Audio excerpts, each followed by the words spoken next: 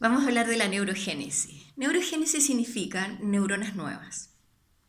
Y se pensaba que en neurociencia, o sea, desde hace mucho tiempo, digamos, en la neurobiología, se pensaba que con los años cada vez nacían menos neuronas y que al final dejaban de nacer neuronas en el cerebro. Cuando empezaron los estudios eh,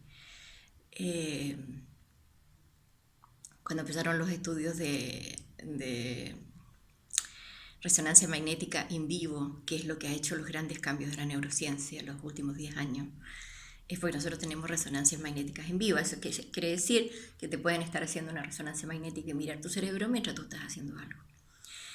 Entonces descubrieron que evidentemente todos los descubrimientos que se habían hecho en neurobiología antes, que eran descubrimientos que se habían hecho básicamente con cadáveres, investigando zonas cerebrales de personas que eran ciegas o zonas cerebrales de personas que habían tenido un accidente vascular en alguna área. Entonces podía deducir para qué servía el área porque había perdido la función. Pero a estas alturas nosotros podemos ver exactamente dónde se irriga sangre para, en alguna función o en otra. Entonces podemos conocer muchísimo mejor el cerebro. Por ejemplo, se descubrió cosas increíbles como por ejemplo que la irrigación de sangre es exactamente igual en una persona empática que en una persona psicopática. Que la única diferencia tiene que ver con el entendimiento y la comprensión de lo que es el sufrimiento ajeno. Y que eso es un valor aprendido a nivel de las experiencias primarias de los primeros 7 años en la época del apego y la educación como tal, educación verbal, la verbalización de las emociones. Que no son diferentes un asesino serial que una persona sumamente empática, que cerebralmente hacemos lo mismo. Entonces, hemos ido descubriendo esto. Entonces, la neurogénesis, en el fondo, es la creación de nuevas neuronas y se fueron descubriendo que nosotros tenemos una neurogénesis diaria, cotidiana. El normal, o sea, nosotros tenemos millones de neuronas. Y además ahora tenemos un sistema paralelo, que se supone que era un acompañante del sistema de neuronas, que se llama el sistema glial, y se ha descubierto que además este sistema glial, que se llama glial porque era como un pegamento de neuronas, entonces le habían puesto glías porque eran como conectivos para las neuronas. Pero cuando empezamos con la resonancia magnética se dieron cuenta que el sistema glial es casi más importante que el sistema de neuronas como tal, porque son las que hacen la limpieza de las neuronas cuando están dañadas, ayudan, aportan en la neurogénesis, en la formación de nuevas redes cerebrales, hacen el transporte de nutrientes que lleguen suficientemente al cerebro para que se pueda producir la neurogénesis, o sea, miles de funciones.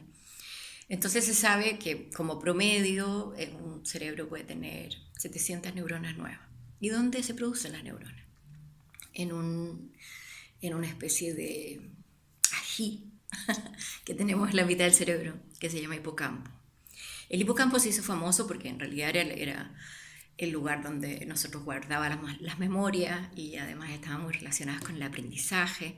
Entonces se sabe que el hipocampo está relacionado con eso. Pero en realidad memorias y aprendizaje son necesarios para todas las funciones. No es solo memorias y aprendizaje lectivo, por ejemplo, sino que es memoria y aprendizaje de todo. ¿Ya? Se sabe, por ejemplo, que cuando alguien tiene dañado el hipocampo por alguna lesión o hay un daño progresivo del hipocampo, como en la enfermedad de Alzheimer, por ejemplo, o en algunas demencias seniles, el hipocampo deja de producir neuronas, deja de generar una cosa que se llama neurogénesis, que es la producción de estas neuronas, y que además produce otros cambios. O sea, no solo nos produce cambios que nos vayan faltando funciones, o se nos vayan olvidando las cosas, o nos cueste hacer procedimientos de varios pasos, sino que además, por ejemplo, se ha descubierto que la gente que ha tenido cáncer, que le han dado medicamentos, y esos medicamentos están hechos para que no se produzcan ciertas células para poder detener el cáncer, le dan un medicamento para que no se produzca división celular y no se produzca producción celular. Entonces, en ese momento también se está inhibiendo el proceso de neurogénesis. Y se ha descubierto que inmediatamente que la neurogénesis empieza a disminuir, empieza a producirse depresión. que cuando la neurogénesis no está en condiciones naturales, o sea, no se están produciendo al menos 700 neuronas por día, la primera tendencia, o sea, antes incluso que la pérdida de memoria y que la pérdida de la atención, que son las primarias reacciones del cerebro a falta de, a falta de material, digamos, por decirlo así, ya sea químico o neuronal. Lo primero que se descubre es que esas personas, después que tuvieron cáncer, que le dieron estos medicamentos, están con depresión. Y entonces se sabe ahora que también la neurogénesis es directamente proporcional, no solo a los cambios físicos, sino que también a los cambios anímicos y a los cambios emocionales. Entonces se sabe que este hipocampo ya no solo podemos considerarlo relacionado con la memoria y relacionados también con los procesos de aprendizaje o los procesos de funciones más bien intelectuales, sino que tiene que ver con los procesos de vida, con todos los hábitos que tenemos de vida, como bañarnos, como lavarnos los dientes, como cosas muy primitivas que sabemos ya que las personas con Alzheimer, por ejemplo, las pierden, sino que además con los cambios de humor y la depresión como tal. Entonces, la neurogénesis es algo que nosotros tenemos que, así como premeditamos algunas cosas en nuestra vida, de cómo levantarnos temprano, de hacer ejercicio, de comer mejor, y tomamos resoluciones, podemos tomar resoluciones frente a la neurogénesis. Podemos producir más neuronas y se sabe exactamente cómo producir la mayor cantidad de neuronas. Para producir neuronas, el cerebro necesita ciertos elementos. Necesita vitamina B12, necesita omega 3, necesita para producir neuroquímicos que están relacionados con la producción de neuronas, necesita triptofano, que está en el chocolate, necesita ácido fólico para que aumenten los niveles de GABA, que es un neurotransmisor que hace que bajen los niveles de estrés. Porque cuando los niveles de estrés están muy altos, cuando hay mucho cortisol o mucha adrenalina en la sangre, tampoco se produce neurogénesis, porque en realidad lo que está el cuerpo es preocupado de defenderse del exterior o defenderse de la, entre comillas, peligro que haya, aunque sea un peligro psicológico interno. Para el cerebro no hay diferencia entre un peligro psicológico y un peligro externo físico. Entonces se pone en posición de estrés, que significa que las funciones así digestivas, las funciones nutricionales, las funciones de reproducción celular se detienen para poder defenderse. O sea, nadie se pone a mirar las manchas del tigre que lo está atacando, simplemente elimina todas las funciones que son innecesarias y se defiende del tigre. Entonces, de alguna manera, los niveles de bajo de estrés son importantes y para eso tiene que haber GABA. Y para que haya GABA tiene que haber ácido fólico. El triptofano es para que haya serotonina. La serotonina nos hace flexibles, nos ayuda a hacer aprendizaje y a reaccionar de forma rápida también. En términos frontales, porque no queremos que reaccione una persona rápida en términos límbicos solamente, sino que necesitamos una especie de establecimiento del criterio y para eso tiene que haber serotonina y dopamina en nuestro cuerpo. Entonces todos los elementos con que se producen esos neuroquímicos y todos los elementos que se necesitan para formar redes cerebrales como el omega 3 y la vitamina B12 son necesarios consumirlos. Y cuando nosotros decimos que los consumimos en alimentos, pero no todos los alimentos, porque la mayoría de la gente no tenemos una alimentación tan completa. Entonces conviene o hacerse exámenes para saber los niveles, que son bastante caros, porque algunos incluso lo hacen en Estados Unidos. Básicamente yo diría que tomando el riesgo, porque ninguno de estos medicamentos en general produce mayores daños ni hepáticos ni en el hígado, entonces tomar vitamina B12 no le hace daño a nadie, tomar omega 3 tampoco, el triptofano tampoco hace daño para funcionar, el ácido fólico tampoco, o sea, pero nos sirve tomarlos en vitaminas complejas. Primero porque van a venir elementos que no son buenos para el cerebro, como el calcio. El calcio no es solo malo para el cerebro, sino que además es malo para el sistema cardiológico, por decirlo así, el sistema sanguíneo. Porque en realidad se ha sabido que el calcio es el que endurece la vena, que hace que el colesterol no pueda funcionar. Se pensaba antes que el problema era el colesterol, la cantidad de colesterol que producimos. Es cierto, cuando estamos estresados producimos más colesterol y a veces es excesivo. Pero no necesariamente es el colesterol el problema, sino que el problema es que se haya endurecido la vena. Y a nosotros, por razones científicas americanas, que tenía un exceso de leche en los años 50, qué sé yo, hicieron toda esta campaña sobre lo importante que era el calcio. Y la verdad que el calcio produce mucho daño a nivel de las venas, y no solo a nivel de las venas dentro del cuerpo, sino que además produce mucho daño en la sinapsis del cerebro, porque el calcio se tiende a acumular en la zona sináptica. Y nosotros tenemos una válvula que se abre y se cierra con cantidades de calcio para funcionar determinados neurotransmisores y inhibir la función de ciertos neurotransmisores, porque hay un pequeño equilibrio entre los neurotransmisores que estamos teniendo y los que estamos inhibiendo para que la función cerebral sea, qué sé yo, sacamos la adrenalina, entra el GABA, sale la adrenalina, entonces se va equilibrando. Y eso se equilibra a través del calcio, porque es una bomba de calcio que abre y cierra y manda sus cargas químicas positivas para que se abran los espacios donde se generan los neurotransmisores. Entonces, cuando hay un desequilibrio en el calcio, no solamente se bloquea físicamente, las paredes de las venas se van endureciendo, se hacen menos flexibles al paso del colesterol, sino que además bloquea la sinapsis en el cerebro y además de eso produce una tercera cosa que es variar la función de estos conductos que se abren para los neurotransmisores, porque si hay demasiada presencia de calcio, el cerebro va a reaccionar a la presencia de calcio. Entonces, yo recomiendo que estos que se llaman precursores cerebrales se tomen en forma directa, además por las cantidades, porque vienen en cantidad de unidades que son bastante altas, que es lo que en realidad necesita el cerebro, sobre todo cuando ha estado desnutrido de eso durante mucho tiempo por mala alimentación. O sea, si alguien se ha dedicado a comer en McDonald's, tiene que tomar estos nutrientes cerebrales porque ya definitivamente el cerebro ya empezó a tomar resoluciones de eliminar zonas para poder utilizar lo que está teniendo, que a lo mejor es bastante poco, entonces lo va a utilizar más bien en el área de la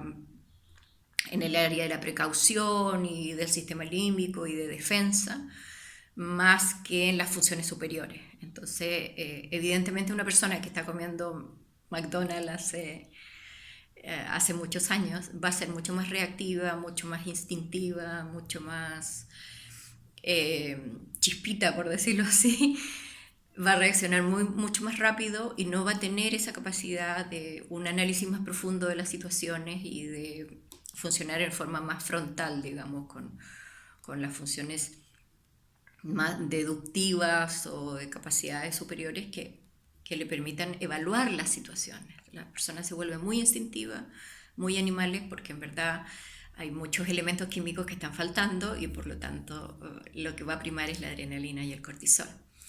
Entonces, ¿cómo hacemos la neurogénesis? Aumentamos este nivel de todo esto. Estamos hablando de triptofano, omega 3, vitamina B12, ácido fólico y hay algunos elementos más que son bastante discutibles, pero que igual podrían ser interesantes, como el magnesio.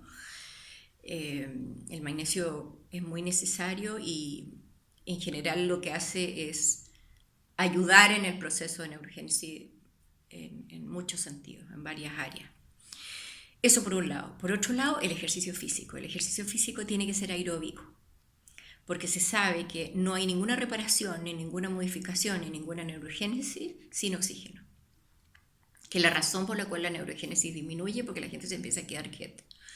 Y uno tiene que moverse, y tiene que moverse aeróbicamente, se tiene que cansarse, literalmente. Es cierto que hay ciertas cosas que a la gente les son más cómodas, como el yoga, qué sé yo, pero hay que cansarse, hay que jadear. Eso aumenta el nivel de oxigenación en el cerebro. Yo propongo una cosa que es bastante, no sé, sui generis, pero a mí me parece que es razonable. Las personas que se mueven poco, o que ya se han movido poco y que ya no tienen la capacidad de volver a generar esta capacidad aeróbica, les llega muy poca sangre a la cabeza. Entonces yo siempre recomiendo la inversión. O sea, una persona adulta pone los pies en el respaldo de su cama en forma vertical, digámoslo, las piernas totalmente estiradas en el respaldo de su cama y se queda algunos minutos tendida sobre la cama esperando que irrigue sangre. o sea, ayudando a que el corazón no tenga que hacer millones de latidos por minuto para poder subir la sangre en unas venas que están bastante endurecidas. Entonces nosotros le damos la posibilidad que irrigue. Y cuando esos procesos de irrigación se hacen constantes, o sea, 2 veces al día, 20 minutos, o si estás viendo una película, te pones a ver la película al revés, básicamente va a irrigar más sangre. Y lo otro que podemos hacer por la neurogénesis, que ya serían los precursores cerebrales, el ejercicio, los procesos de inversión, es el afecto. Y en el afecto tenemos dos áreas. La primera es el sexo, es súper importante. La actividad sexual en términos de todos los sistemas neuronales, biológicos, en términos de cardíacos, por ejemplo. O sea, el cuerpo en el sexo se expande, incluso el pecho se expande hasta 2 centímetros.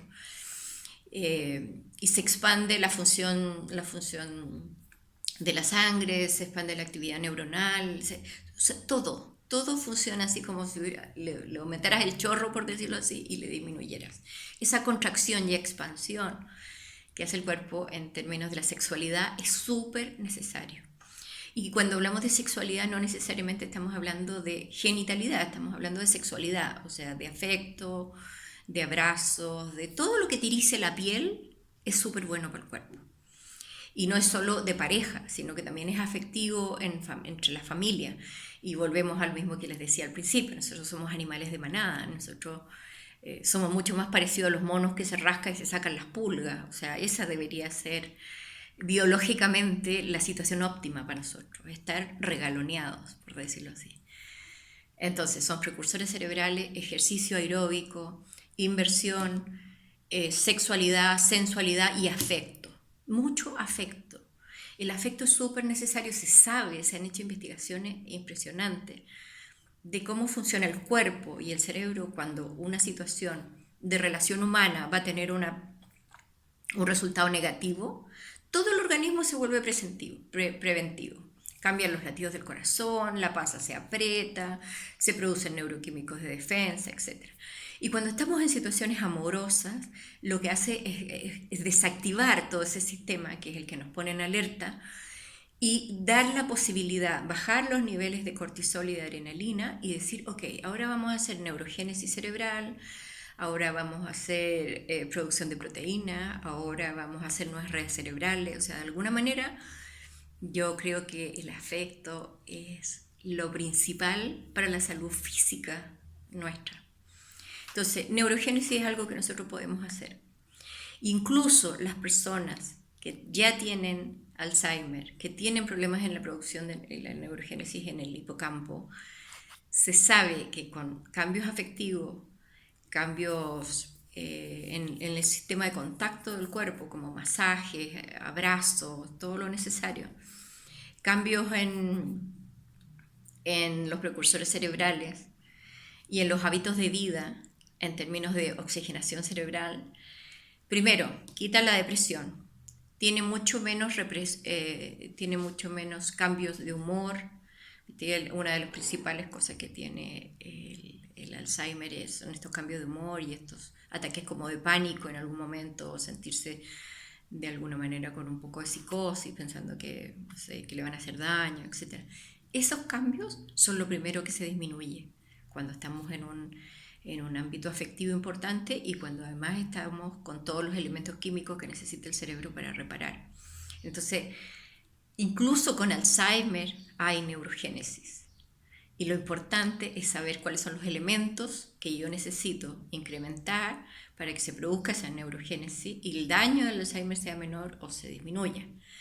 Pero piensen que las personas que tienen Alzheimer no son las personas que vemos con Alzheimer.